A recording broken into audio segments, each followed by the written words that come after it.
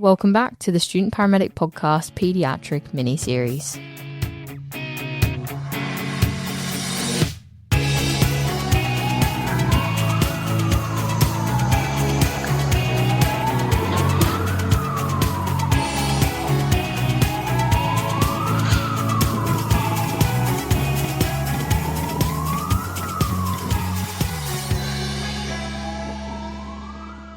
Hey team, welcome back to the Student Paramedic Podcast Paediatric Mini-Series with Dr. Andrew Tagg. Thanks for jumping on, Andy.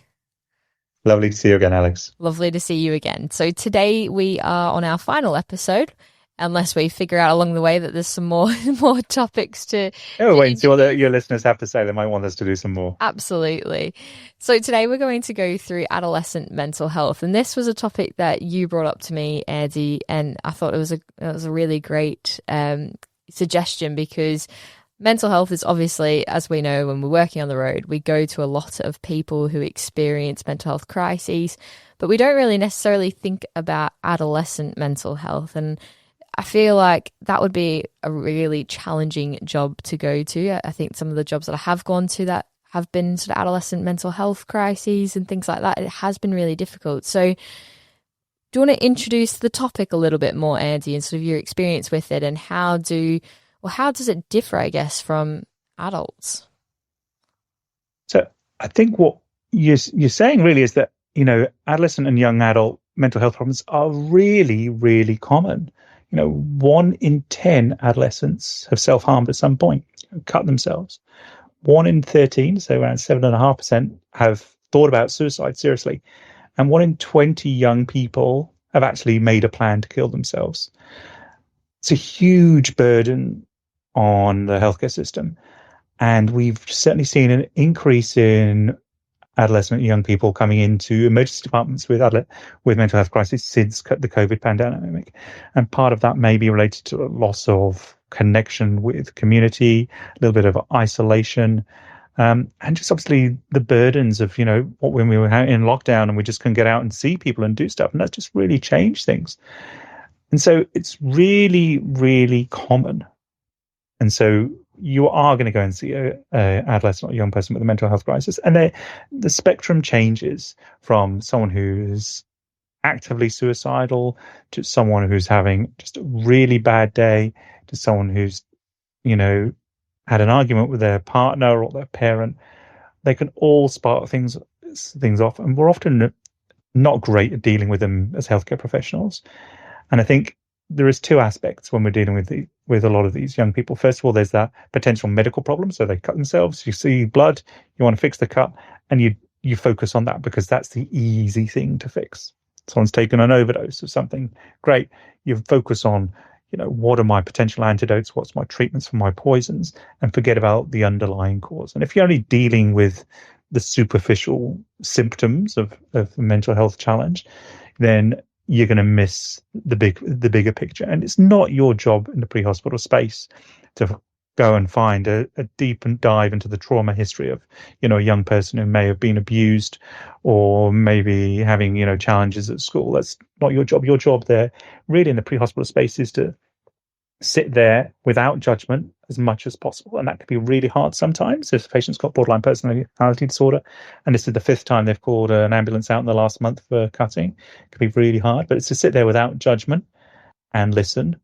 And I think sometimes people need that dose of compassion to really just to make life a little bit easier for them. We in hospital routinely get fixated again, just like you do in the pre-hospital space, around that sort of the medical aspects of what's going on rather than dealing with the thinking thing aspects and the feelings, because feelings are hard to fix.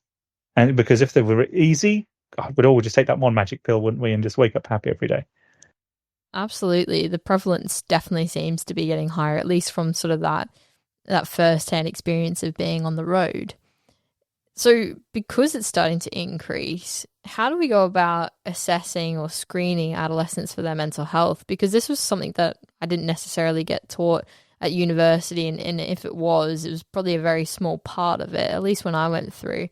So it's one of those things that I found that definitely need to just pick up on the go and research now and make it as part of my CPD going forward and as part of my professional development. But when you mentioned this topic of talking about adolescent mental health, you mentioned that you guys have the HEADS tool, which is available on Don't Forget the Bubbles. And so obviously I read up on that before we had this chat. And it's a really great screening tool. It's something that I've reflected on and now try to utilize for my CPD. But do you want to go through why or how we should screen and assess adolescent mental health and the importance of this HEADS tool? So I think the HEADS tool is a really useful tool to be able to start having a conversation with a young person as to what's going on in their lives. And sometimes it's not useful for more than just mental health concerns. It might be useful for some of the physical problems as well, which may actually just be physical manifestations of sort of psychosocial psychic distress. You'll often see kids around exam times with headaches and belly pain, and actually there's not a physical cause, it's a mental cause for those sort of things. So the HEADS screen is really a series of subheadings, ideas to talk about. And, when you get a mnemonic with a tool, you think, okay, I've got to run from first letter H all the way through down to S and just do them in order and ask the specific questions. And really, it's just part of having a conversation and give you some things to think about. So if we run through the HEADS tool, and I'll give you a sense of really some of the things we're talking about. So H, the first H is for home and home life. And we often make assumptions that parents live with a mum and dad. And that's not always the case. It's much better to ask open-ended questions rather than closed questions. If I say, tell me a bit about your mum and dad, that's going to be a very different response to who do you live with? Who lives there with you? What are things like at home? What are the rules like at home? I'm going to get a much better sense of what someone's home life is from asking those questions, because I'm sure most teenagers and young people are very good at giving monosyllabic, one word, okay, fine, answers, as opposed to asking them a specific question that you can't respond that way. So if you say, who lives at home with you, you're going to find out a little bit, actually, I live with my mum and her new partner, and my stepbrother and my half-brother, my granny, that sort of thing. I love the sort of questions that get to the root of who someone is. So, what are the rules like at home? Who do you argue with the most? And, you're going to get a much better sense as to what's going on in the home environment. The E stands for education or employment, depending on what's going on and how old this kid is. So rather than assuming that every young person you see is in school, I think the first question to ask is, are you in school? Does school feel like a safe place for you? Because some people, you'll find that school is their safe place because something is happening at home. For others, school is their dangerous place because they're being bullied or abused in school. And so you can get a sense of, does school feel like a safe space? Have you ever been bullied at school? What do you like at school? What are you good at? And these things as questions will then increase your rapport, allow a conversation to happen. And rather than having a checklist of, okay, tick, tick, tick, tick, asking these things, it's really just having a conversation and having some ideas to what's going on and using non-judgmental language and open language. So we've done H for home, E for education or employment. And then there's a second E because, in medical mnemonics, we can't spell things normally.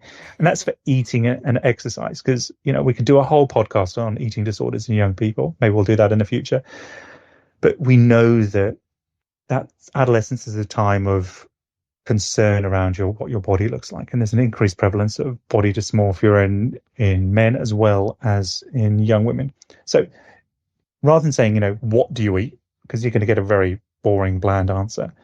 Do you ever worry about the shape of your body or your weight? Has anyone ever spoken to you about your size or your body? What do you not like about yourself or your body? And that's a great question because everyone will come up with something, even if it's just the size of their ears or the size of their nostrils. Have you ever made yourself throw up to try and lose weight? Have you ever done exercise to try and lose weight? Because although, when we think about mental health crisis in young people, we think often about self-harm and sort of injurious behavior. you also got to think that eating disorders is one of the commonest cause of, harm in young people that may lead to death. Certainly. So we've talked about home, education, eating and exercise, and then we're getting on for A, and our head screens for activities. And so those are the things that people do that aren't paid employment, then they're not education. What do you do for fun? What do you do with your free time? What do you do with your friends? And you may find that what someone does for fun is spend their entire night coming home from school playing, Call of Duty or Minecraft on their computer and not talking to someone.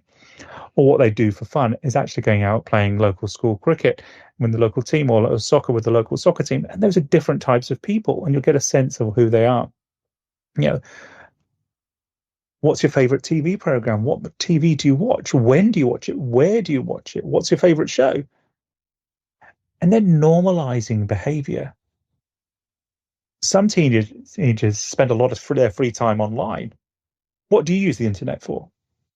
Are they using it? And then, again, being open-minded, normalizing that a lot of teenagers, spend their time online. A lot of teenagers watch, TV. A lot of teenagers like using, playing on computer games. What's your favorite computer game? The child that plays Animal Crossing is going to be very different from the one that plays Fortnite, for example. You're going to get a much better sense of what's going on. So we've had home, education, eating and exercise, activities, and then D in our head screen is drugs, things that our parents always worry about and tell us about. And, you could go in there and heavy-handed and say, hey, what drugs do you take? You're really not going to get a reasonable answer. And because the drugs that the children took that when I was a kid are very different from the sort of drugs that people now. So perhaps rather than shaming someone and saying, hey, what drugs have you been taking? What kind of drugs have you seen around? That allows them to say they've seen people taking GHB, they've seen people having marijuana or ecstasy, but not admitting to it. Many young people, lots of people your age, have experimented or tried drinks or drugs. Have your friends ever tried them? Again, not getting them in trouble. What have you tried? And then you can get a sense of what's going on. Again, you're normalizing things that's going on. And, rather than saying, how many cigarettes do you smoke a day? Which is, is a very common medical question that I was taught to ask. And it's a lot harder to deal with now that everyone's vaping rather than smoking cigarettes. Just normalizing these sort of behaviors. A lot of kids your age, use vapes. Do any of your friends use vapes? That's your first question. Have you ever tried it? How often? That way you're going to get a much better sense of what's going on. So, home, education and employment, eating and exercise, activities, drugs, and then we've got a few S's on the end just to turn. And every single time I do a talk about the head screen, it's that S, the number of S's seems to expand exponentially every time. So the next S is for sex. And this is where it can get tricky because this may not be a subject that you feel comfortable talking with yourself, and we often don't feel comfortable. And if you're embarrassed about talking about it, how can you expect your patients to want to be able to talk about it in front of you? And so rather than assuming that everyone's in a cis-hetero relationship, which is what would happen in my generation when I was taught, it'd be much better to say, hey, have you ever been involved in a romantic relationship? Who with? Do you like boys or girls? That's okay. And be honest, say, how do you see yourself in terms of sexual preference? Are you interested in boys or girls? Well, you're not sure. And then my favorite question, and this is, have you ever had an experience in the past that you didn't feel comfortable with? Because we know that the age of first intercourse in young people is dropping. And certainly in Australia, there's a large number of children, and I'm calling them children, the 14-year-olds who've, lost their virginity and had sex. And most of majority of the time they've had sex, it's been coerced and alcohol has been involved. And they feel ashamed of what's happened. And that can be the inciting incident for their mental health crisis they've had. So,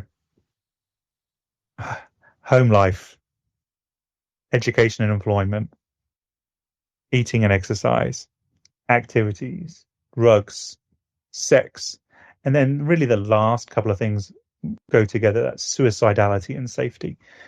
And I think one of the challenges is we worry that by asking about if someone is suicidal, it's going to make them do something.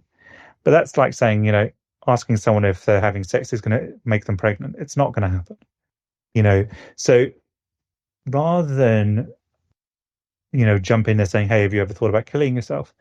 Do you ever feel stressed or anxious? Well, the answer for that for everyone, I imagine, is yes.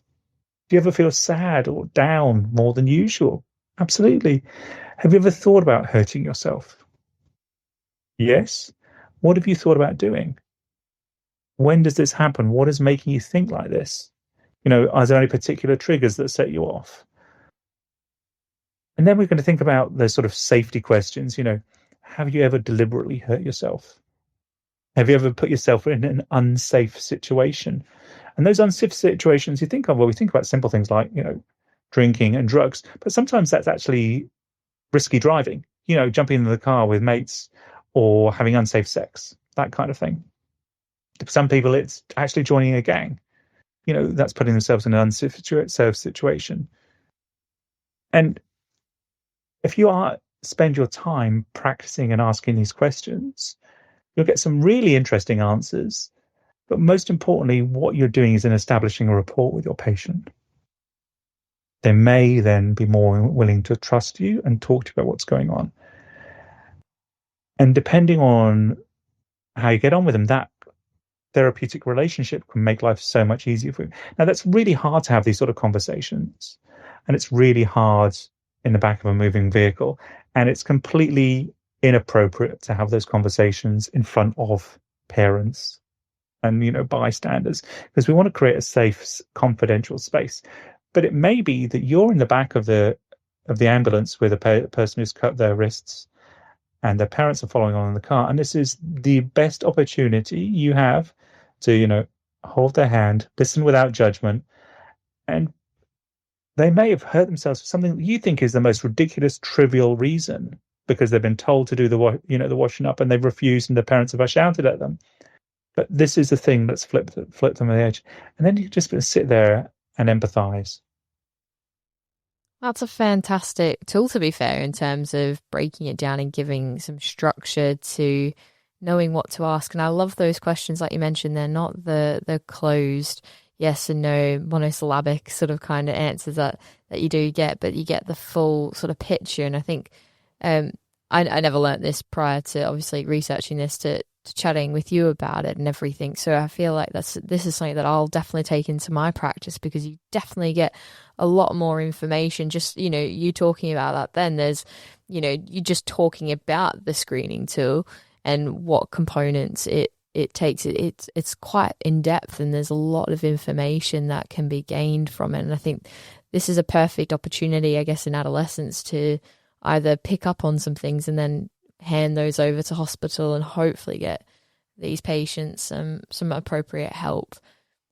Your aim isn't to be able to fix. This is not a therapeutic conversation. It's an information gathering information. Because if you set up the patient up by having a great rapport and making them feel comfortable opening up before they even get to hospital, then when they're getting somewhere they may want to speak to, the psychiatrist or the mental health professionals in the hospital, they're more inclined to be able to do that. And sometimes also what you're doing is priming them with information. You're saying, okay, I know they're going to ask these questions next. I've already shared this. I can then move on and answer them their questions.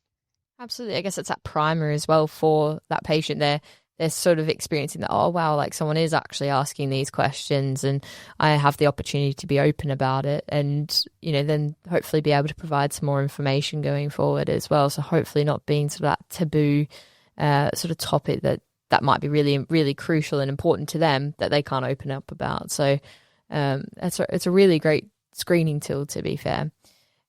I was going to ask in terms of the communication tips, but I feel like what we've done is, as you've mentioned, everything's in terms of that sort of non-judgmental approach, really open and honest, and just having that active listening of encouraging the patient to talk about what it is that they want to talk about, and using the head screening tool, so those prompts as well. What about those people that are engaging in sort of drug and substance use that you do need to sort of safeguard or do a bit more about, or sort of gather a bit more information about? So I think, we all often do see children and young people that have brought in, had taken some risky behavior. They've taken drugs, they of unknown sorts. They've, been drinking. And again, our role then really is, first of all, is to make sure they're medically safe before we deal with the underlying causes. And some things, as I said at the start, we cannot fix. We can't fix someone's home life very easily. We can't fix what's happening for them at school. All we can do is look after them in that acute medical emergency that they've often called with. And it may be that you've been, called to the shopping centre, someone's behaving erratically, and, it's apparent to you, certainly they're intoxicated with drugs and or alcohol. Your job then is, first of all, to make sure that you're safe and the bystander's safe and that patient is safe. And use your best verbal de-escalation skills possible to try and get them to calm down and come with you. And sometimes we have to be a little more aggressive than we would like. And some people in these situations require stricter, more firm boundaries when it comes to language. And often it's around that sort of setting boundaries. If you do this, then we will have to do that. Because at the end of the day, your job is to make sure this person is safe. Absolutely. That's a really good point. Everything, I guess, is that safety, and sometimes it can feel really difficult, especially in those kinds of jobs, whether it be for an adult or for a pediatric/adolescent or young person. So I realize like the HEADS tool is a fantastic tool that, like we've said, gives us a great basis in terms of talking to our patients about what's going on. In regards to, we've gone through the prevalence. We're not, I guess, going through the ins and outs of each type of mental health crises or sort of mental health condition that may occur. What would be sort of like your, I guess, final insight into approaching young people with sort of mental health crises and assessing them? I think they can be incredibly challenging patients to look after. More so the patients that have repeated mental health crises and may have something like a borderline personality disorder in the making. There's patients who come in who take an overdose every single week or cutting themselves every single week. They can be really hard to deal with because you feel as if it's something personal against you, the healthcare provider. They're doing this to you. They're not. They're doing this is a manifestation of whatever's going on in their stressful life response. And seeing every opportunity that someone calls for help, that's exactly what they're doing. They're asking for help. And this is a chance for that one intervention. And, we said at the start that a large proportion of young people have thought about hurting themselves. And often, we as healthcare providers at that pointy end are the people who are stopping them doing by just listening. If 1 in 13, 7.5% of young people have strongly considered suicide, then maybe the thing that turns them around is someone listening to them and validating them and making them feel heard because they weren't at home. That's an incredibly powerful statement to end it on. And I really love everything that you've gone through on this Paediatric Mini-Series, Andy. I really can't thank you enough for taking the time out of your busy schedule to do this full mini-series with us. It's really incredible. So thank you so much.